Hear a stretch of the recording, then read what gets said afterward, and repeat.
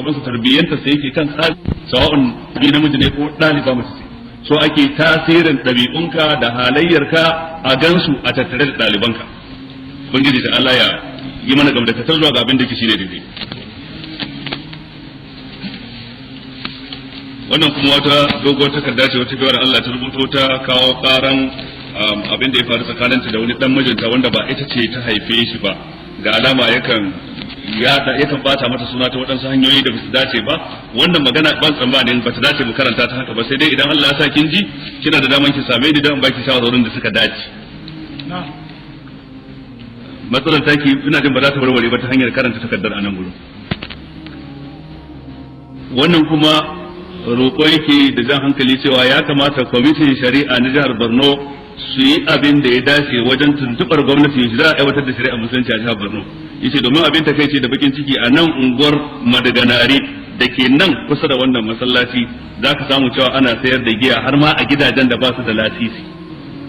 Ana sayar da giya kuma kamar ba komai aka ba, kamar ba a laifin komai ba. Ina jin wannan takarda zan bayar da ita zuwa ga Your Excellency.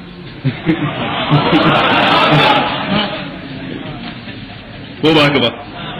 muna ba da shawara dai kan kwarai ga gwamnatin jihar Borno ya kamata a yi kokarin aiwatar da shari'ar musulunci a aikace, sannan muna jan hankalin su ma kansu ɗan kwamitin shari'a din zaratan malamai da suke ciki da tijansu da tsakatsakiyansu da matasansu su yi kokarin tsarawa gwamnati shawarwari na gari da matakai yadda ya kamata a aiwatar da shari'a din daki ta hanyoyin da suka dace. Ko mu sani cewa aiwatar da shari'ar musulunci din nan fa wajibi ne da Allah madaukakin sarki ya rataya akan dukkan wanda yake gudanar da mulki, ba yau magana ce sai an bashi zabi na in wajabta masa. Kuma na faɗa a cikin karatu a bara idan ba a manta ba, nace a ƙasa irin Najeriya aiwatar da shari'ar musulunci 100% wani abu ne da zai yi wahala kwarai da gaske. Zai yi wahala a kowace jiha, hatta jihar Zamfara ka ce an aiwatar da shari'a 100% ko Kano ko wata jiha zai wahala, domin idan ka lura da yadda tsari yake, tsari na federalism, wato jihohi suna da dan wani cin gashin kai ne a waɗansu ɓangarori, amma akwai waɗansu ɓangarori na gudanar da mulki wanda dole dokokin gwamnatin tarayya ne za su yi superseding akan na state. Ba yadda za a yi jiha ta yi dole ta bi ka'idar gwamnatin tarayya. Jiha ba ta da sojojinta, ba ta da yan sandanta, za ka zo aiwatar da shari'a musulunci kana gwamna musulmi a turo ma kwamishinan yan sanda wanda ba musulmi ba, a turo ma darakta SS wanda ba musulmi ba, brigade commander wanda ba musulmi ba, waya controller na custom ko na immigration duk waɗanda ba musulmi ba. Kana da buƙatar dukkan waɗannan wajen aiwatar da abin da ake kira tsarin musulunci a cikin gwamnati. To su ko ba musulmi ba, kuma an ba su yancin su yi addinin su, kaga da wuya su zo su kare naka. Da haka a nan gurin sai su fi baiwa dokokin ƙasa muhimmanci sama da dokar Allah. Kuma hasalan ma waɗansu daga cikin su za su yi kokari ne wajen dakile cin nasarar shari'a musulunci. To amma abin da muke cewa shine idan har wani gwamna daga cikin gwamnoni ya samu damar aiwatar da kashi 50 cikin 100 na shari'a musulunci a jihar sa, 50 ya kasa, to wannan 50 din da yake da damar ya aiwatar bai aiwatar ba sai ya zama abin tambaya a gaban Allah ranar tashin kiyama. Waccan 50 da ya kasa Allah ba zai tambaye shi ba, saboda ka'idar la yukallifu Allahu nafsan illa wus'aha. Idan wani gwamna ya zanto cewa yana da damar aiwatar da kashi 30 ne na shari'ar musulunci, 70 ta fi karfin shi ba zai iya ba, to wannan 30 din idan ya yi 20 bai cika 10 ba sai an tambaye shi dan mai bai 10 nan ba a ranar tashin kiyama. Amma ba za a tambaye shi ragowar 70 din batun da ta fi karfin sa. Idan zai iya yin 25 sai ya aiwatar da 20 ya kyale 5 bai ba sai ya zama abin tambaya a gaban Allah ranar tashin kiyama. To wannan shine abin da ya kamata gwamnonin su fahimta cewa akwai bambanci kwarai da gaske jiha irin ta Borno da jiha irin ta Kano. Kano ba ta da matsala da waɗansu samuwar Kirista masu yawa da percentage ɗinsu kasan su cikin 100 yake su dakile shari'a makamancin wanda ake da shi a Borno. Amma kuma duk da haka na Borno kuma ai bai kai na Kaduna yawa ba. Ina fata an fahimta. Na Borno kuma haka bai kai na wato ainihin ka iya cewa jihar Niger yawa ba. Percentage ɗin waɗanda ba musulmi ba a jihar Borno bai kai na jihar Niger yawa ba. Ina fata an fahimta. To waɗannan abubuwa su ne gwamnoni ya kamata su lura da su. Wato ba wai muna neman su yi abin da ya fi karfin su bane ba, a'a muna ba su shawara da jan hankalin su yi abin da bai fi karfin su.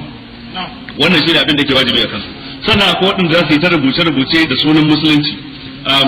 suna cewa ai yanzu ba lokacin aiwatar da shari'a bane ba, kasa tana cikin talauci dan me za a shari'a sai an koshi sai an yi menene. To yanzu da aka yin shari'a din wani aiki ake na raya kasa a cikin jihohin mu na azo a gani.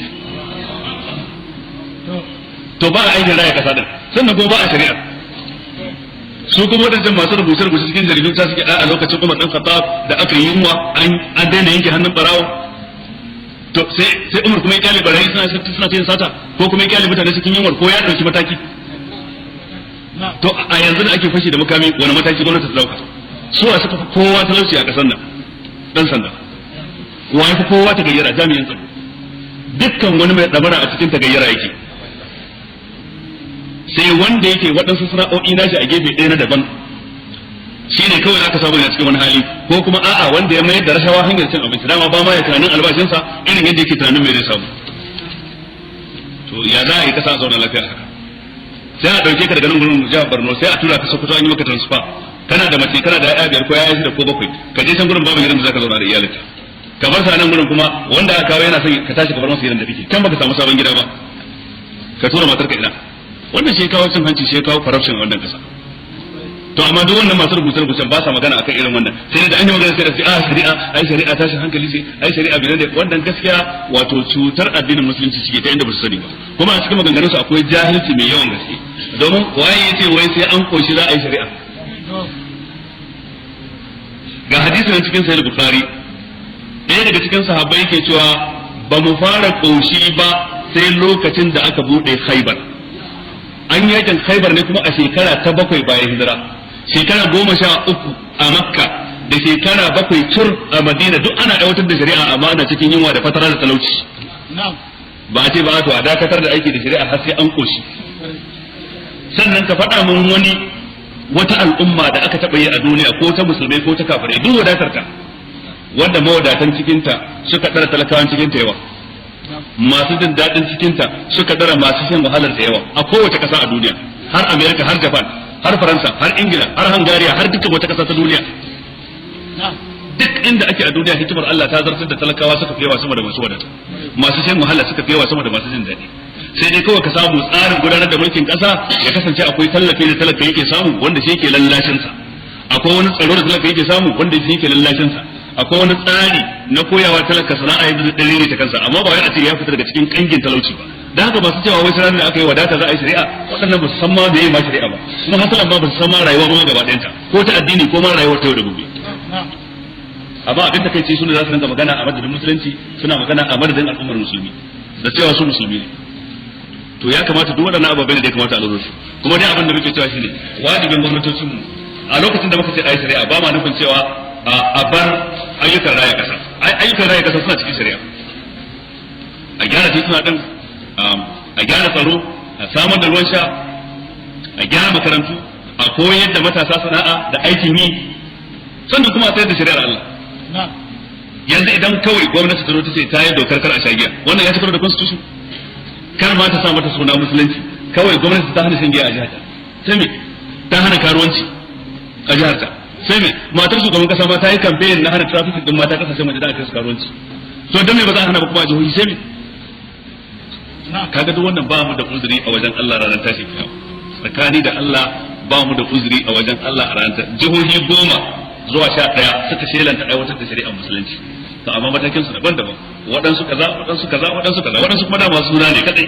amma dai babu ita a zahiri yadda za a gani sannan kuma da suka ki da da'awar ayyukan raya kasa din jihohin da suke ayyukan raya kasa din su nawa ne su ma ababen kidayawa ne ba su da yawa to anan gurin da ya kamata masu mulkin mu su sani cewa za su zama ababen tambaya a gaban Allah ranar tashi kiyama kan abin da suka samu ikon yin sa amma ba su yi ba saboda tsoro ko saboda wani abu na daban abin da ba ku da iko Allah ba zai tambaye ku ba akwai bambanci tsakanin waccan jiha da waccan jiha kowace jiha tana da matsaloli irin nata tana da kuma kaso na waɗanda ba musulmi ba irin nata wanda suke da karfi ko suke tsakatsakiya ko suke da rauni babu yanda za a yi kace da Zamfara da Kaduna daidai wa daidai babu yanda za a yi kace da Kano da Borno daidai wa daidai babu yanda za a yi kace da Yobe wato ainihin da jihar Bauchi daidai wa daidai ina fada an fahimta kowace jiha za ka samu akwai wani wannan duk ba zai mantar da mu ba yunkurin da waɗansu gwamnonin suka yi a jihar Zamfara an yi kokarin aiwatar da shari'a musulunci a matakai daban-daban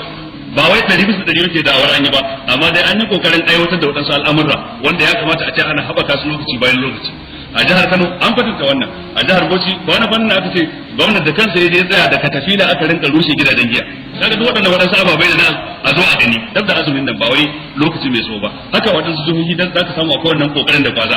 to waɗannan ba za mu manta da irin wannan ba da idan mun yi haka mun yi butulci amma fatan mu gwamnatin su ƙara himma su ƙara kwazo su zage dantse wato sama da wanda suke da shi a halin yanzu sannan a jihohi da dama akwai ayyukan ci gaba da waɗansu gwamnonin suka yi abin a nuna da dan yatsa ko harkar noma ko irin wannan magana ko bace alleviation wajen kokarin samar da sana'a da aikin yi ga matasa da sauransu ko gyaran hanyoyi waɗansu jihohin sun yi nisa akan wannan amma mun riga mun san kuma akwai waɗansu jihohin fa har yanzu fa zero ne in ma akwai abin da yake kasa da zero to kasa da zero kuma malaiku suna gani suna recording ubangiji ta'ala na gani kuma lalle za a yi wa mutum hisabi a kai ranar tashin kiyama